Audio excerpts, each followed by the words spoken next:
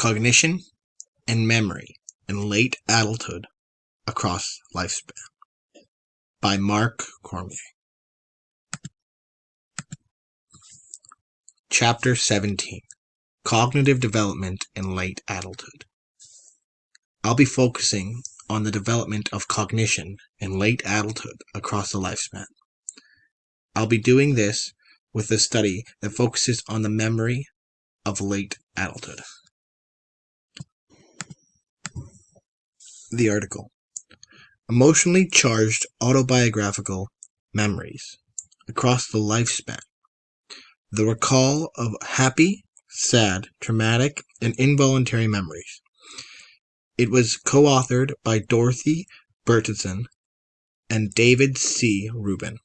The article focuses on the recollection older adults have on topics of specific categories compared to younger adults of different ages. How is the article related? The article focuses on the memory of people and, more importantly, the memory of older adults and if it declines throughout time. So I will be focusing on the cognitive regression in late adulthood and see what they can and cannot remember from early in their adulthood. The study done in this article focuses on the cognitive development of older adulthood and if it changes for better or for worse as they get older. I will be focusing on the statistics in this article and what memories are more likely to be remembered over other memories. What they did in the study. In the study, they compared the event ages of people's most important, happiest, saddest, most traumatic memories, and most recent involuntary memories to explore whether different kinds of memories follow similar patterns of retention. The tested people throughout the ages of 20 to as old as mid-90s, and they tested their ability to remember events through the years to see if these events could be easily recalled or not, and how many of these memories they can recall. They also test this throughout different types of memories. Examples used in this study are happiest memory, the saddest memory, their most traumatic memory, their most involuntary memory, and their most important memory.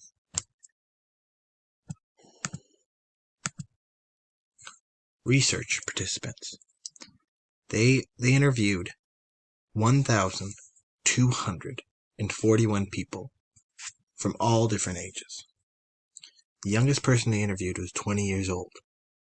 The oldest person they interviewed for this experiment was 93 years old.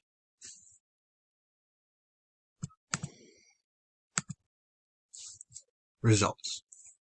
They found that for the older adult generation, of anyone older than 70 had a major recollection of the happiest and their most important memory.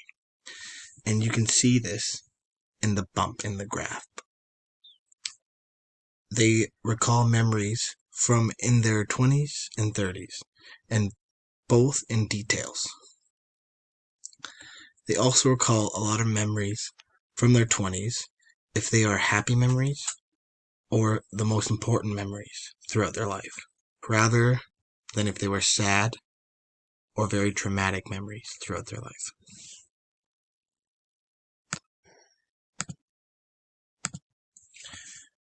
That wasn't all the results we found. More results.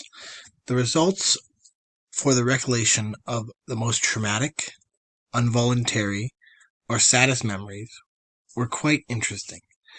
They did not recall nearly as many memories from these three categories as they did throughout happy memories and the most important memories of their life. Older adults are actually twice as likely to retain and remember more from happy memories in their 20s than unhappy voluntary memory from within the last couple of years.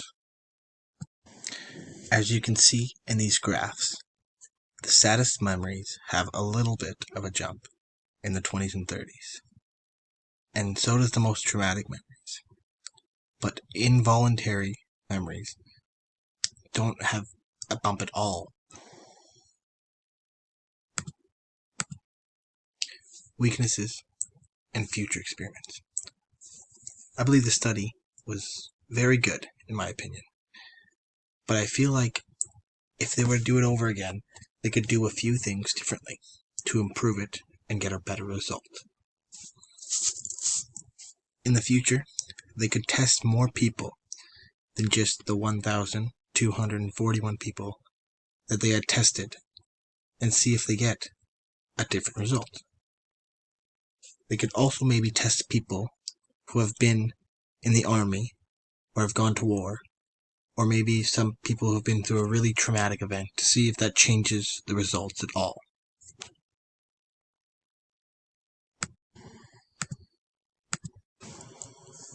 Conclusion.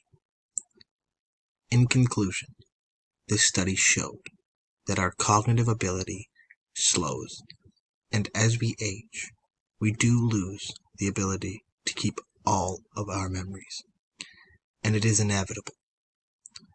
You might be able to prolong it, but cannot stop it.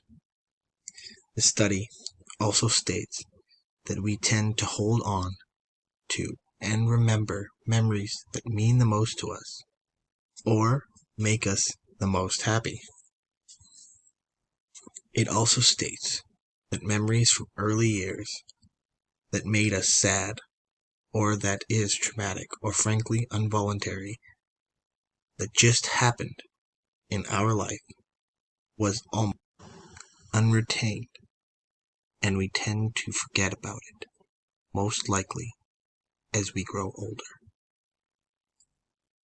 In older adulthood, our cognitive ability to require and hold thoughts weakens, and we do not have the memory we once had in our younger years. So we hold on to our favorite memories that make us happy or mean the most to us, and remember them more often than any other memories we have.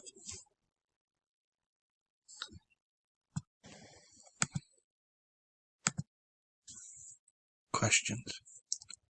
Do you think the results would have been different if the study involved a larger amount of people rather than just the 1,241 people that this study included?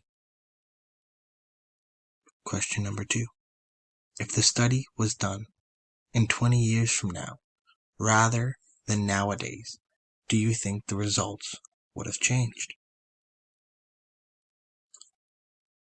Question number 3. Are you surprised by the results of older adults and the correlation with not remembering traumatic memories? Why?